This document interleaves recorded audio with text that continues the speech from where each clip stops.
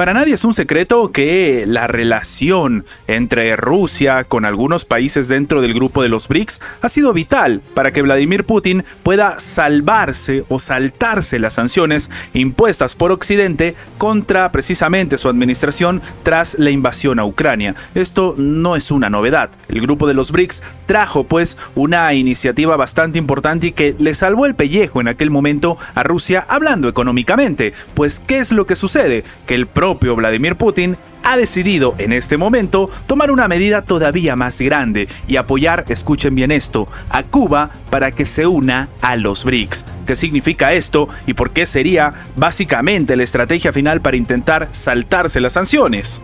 Vamos a comentarlo.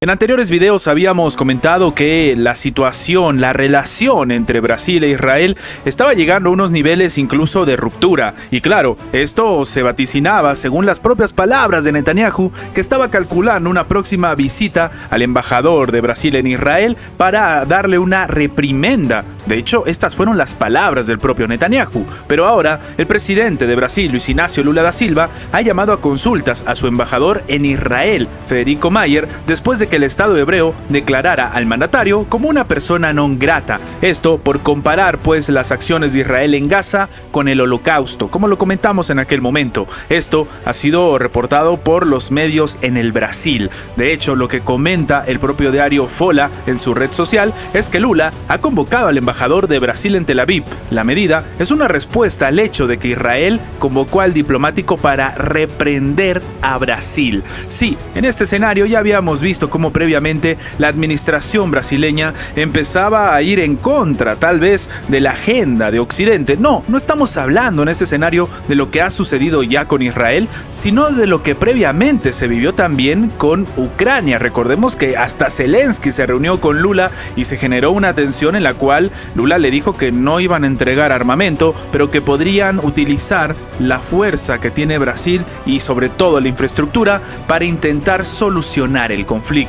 Desde aquel entonces se generó una fuerte tensión con algunos países de Occidente e incluso con la propia Ucrania frente a Brasil. Recordemos que de hecho Zelensky dejó plantado al presidente Luis Inácio Lula da Silva en una de las cumbres, una de las tantas en la que se citaron diferentes mandatarios. Y sí, en ese sentido, ya el 18 de febrero Lula había definido como un genocidio lo que estaba sucediendo, algo que tampoco es tan alejado de la realidad, pero no por términos críticos o calificativos, sino porque la propia Corte Internacional de Justicia, a través de la Organización de las Naciones Unidas, había comentado que Israel tenía que tomar medidas para intentar frenar lo que estaba sucediendo precisamente en la Franja de Gaza y por lo que había sido denunciado, entre otros países, por Sudáfrica. Sencillamente, frenar que se estén generando acciones de genocidio. Un escenario bastante complicado en el cual el propio Benjamín Netanyahu dijo que Lula había cruzado completamente una línea roja y el canciller Katz había declarado públicamente que el mandatario brasileño es una persona no grata en Israel, lo que en la práctica le impediría visitar el país en un viaje oficial, algo que también llama la atención porque de un tiempo a esta parte Israel básicamente ha estado aperturado a recibir a todos los países de la comunidad internacional que quieran ver la situación que se vive en esta parte del mundo y, ¿por qué no?, colaborar con ayuda económica o incluso militar. Al respecto, por ejemplo, la presidenta del Partido de los Trabajadores, Gleisi Hoffmann, el movimiento político del presidente Lula, ha afirmado al propio medio Folha que Netanyahu no tiene autoridad moral ni política para señalar a nadie con el dedo, lo cual está demostrando que esta atención tiene incluso para niveles todavía más preocupantes. Después de que el embajador en Tel Aviv fuera reprendido por el gobierno de Netanyahu, Lula ha convocado al diplomático de vuelta a Brasil y ha llamado a Daniel Solsheim, que es el embajador de Israel en el país, al palacio para una reunión. Básicamente la respuesta de Lula frente a lo que ha decidido hacer la administración en Israel. Lo que está diciendo en este caso Carles Penaforte, que es profesor de la Universidad Federal, que oye, se viene el principio de reciprocidad. Y es que para el propio Carles, que también es coordinador del Laboratorio de Geopolítica, Relaciones Internacionales e incluso movimientos antisistémicos, el movimiento comportamiento diplomático de Brasil muestra su deseo de no ser sosegados, que pueden ver pues que básicamente ellos no van a quedarse de brazos cruzados y van a seguir tomando medidas en este asunto. Analizándolo de forma mucho más tranquila, por así decirlo, se puede ver que Israel intenta estar a la defensiva, ya que existe una repulsa internacional generalizada por lo que está ocurriendo en Gaza, terminó afirmando el experto, lo cual demuestra una tensión que tiene para rato y que algunos expertos consideran no va a ser la única frente a lo que está haciendo Israel.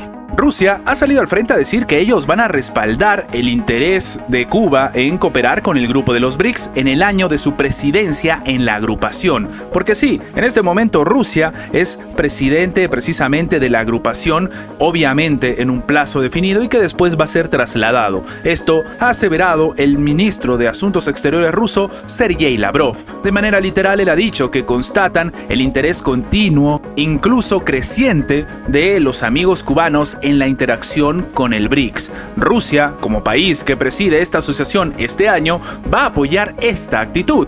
Esto es lo que dijo el alto diplomático ante la prensa tras la conversación con su homólogo cubano, Bruno Rodríguez Parrilla. Lavrov también expresó su confianza en que otros miembros del grupo verán con buenos ojos la solicitud de Cuba para obtener el estatus ante los BRICS. El grupo de los BRICS, que inicialmente estuvo compuesto por Brasil, India, Rusia, China y Sudáfrica, se autodefine como una asociación de mercado emergente y países en desarrollo, fundada sobre vínculos históricos de amistad y, como ellos dicen, solidaridad e intereses compartidos. Sin embargo, hay que ser honestos. La sencilla razón del grupo de los BRICS ayudó enormemente a Rusia, precisamente en este escenario de poder sobrellevar las sanciones impuestas por Occidente, algo que lo hemos visto en la realidad. De hecho, hay un dato más importante todavía. Ahora, dentro del grupo de los BRICS está Arabia Saudí, Egipto, los Emiratos Árabes Unidos, Etiopía e Irán. Estos países se convirtieron en miembros de pleno derecho el pasado 1 de enero. Esto no es poca cosa. Muchos están considerando que Rusia es tal vez el actor principal en el plan de desarrollo económico y social de Cuba para el 2030. Y sí, Rusia está dispuesta a aumentar los vuelos a Cuba, que también es importante si los turistas están interesados en viajar a este país caribeño, tal como ha declarado Lavrov. Estamos viendo un interés bastante importante y sobre todo sorpresivo de un tiempo a esta parte a través de la administración rusa. Lo que ha comentado el canciller ruso también es que, oye, si hay demanda de los servicios turísticos de Cuba, creo que se resolverá la cuestión de los vuelos adicionales. Ahora, el funcionario ha recordado que en la actualidad las aerolíneas rusas Rossiya y Nordwind realizan unos 10 vuelos semanales a la isla. La asociación entonces de trabajo que se tiene entre Rusia y la administración cubana no es una casualidad.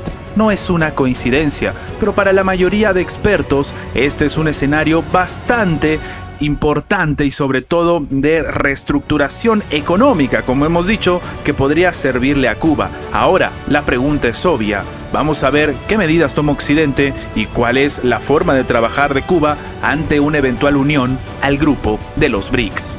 La figura de Ursula von der Leyen es una bastante asimilada y bastante cerca con Occidente, sobre todo con Estados Unidos. Para nadie es un secreto que incluso el propio presidente Joe Biden en algún momento dijo que si se terminaba el tema del trabajo, la labor, el cargo que tiene hasta el día de hoy Jens Stoltenberg como secretario general de la OTAN, tranquilamente Ursula von der Leyen podría ocupar ese lugar. Para Biden ella era la indicada, lo cual nos demuestra pues la relación tan buena, por así decirlo, que tiene Joe Biden con Ursula von der Leyen, que tiene Ursula von der Leyen con los cimientos o la estrategia estadounidense. Obviamente estamos hablando de una situación favorable para Occidente, al menos desde los ojos de Estados Unidos. Sin embargo, desde los ojos de los propios países miembros de la Unión Europea, esto no necesariamente es así. El ministro de Asuntos Exteriores de Hungría, Péter Szijjártó, ha declarado que bajo el mandato de Ursula von der Leyen como presidente de la Comisión Europea, la situación económica y de seguridad en Europa se ha deteriorado enormemente. Lo que ha comentado el mismo Szijjártó es que si considera consideran que en política a una persona se le juzga por sus resultados, entonces creo que el certificado de la señora von der Leyen al final de su mandato puede demostrar calificaciones nada excelentes. En Europa, desde el punto de vista económico y de seguridad, la situación es mucho peor que cuando ella llegó al poder, comentó, como hemos dicho, Sijarto al canal de televisión local M1. El alto diplomático ha declarado que bajo el mandato de von der Leyen, la competitividad de la Unión Europea se deterioró dramáticamente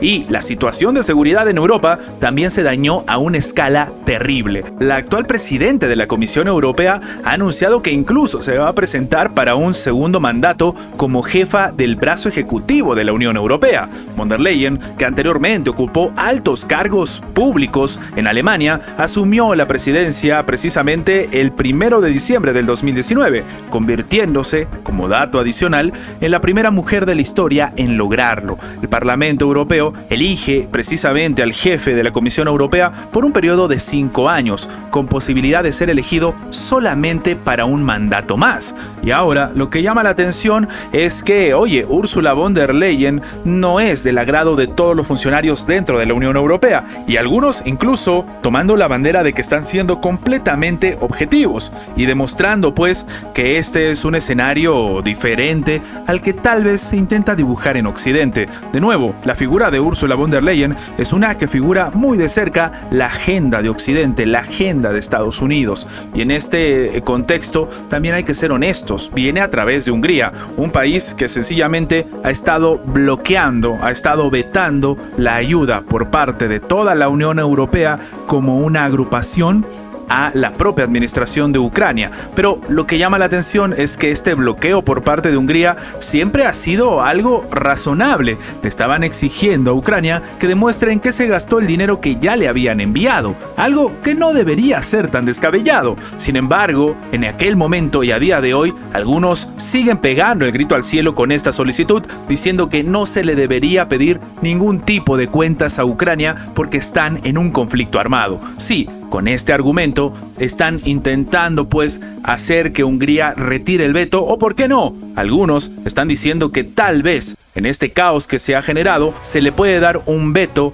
precisamente a Hungría dentro de la Unión Europea. Antes de terminar, los invitamos a que se hagan miembros del canal para que, además de tener acceso a la pestaña de comunidad donde publicamos muy a nuestro estilo las diferentes situaciones que suceden en la geopolítica actual con diferentes artículos y, como siempre, sin seguir ninguna agenda como hacen algunos medios tradicionales, también van a tener acceso previo a poder ver los videos antes de su publicación en las horas normales, en una forma de agradecerles a todos los que hacen posible el mantenimiento de este proyecto. De nuevo, por solamente $1.99 tienen estas ventajas en forma de agradecimiento por apoyar a mantener este proyecto. Sin más que agregar, nos vemos en la próxima.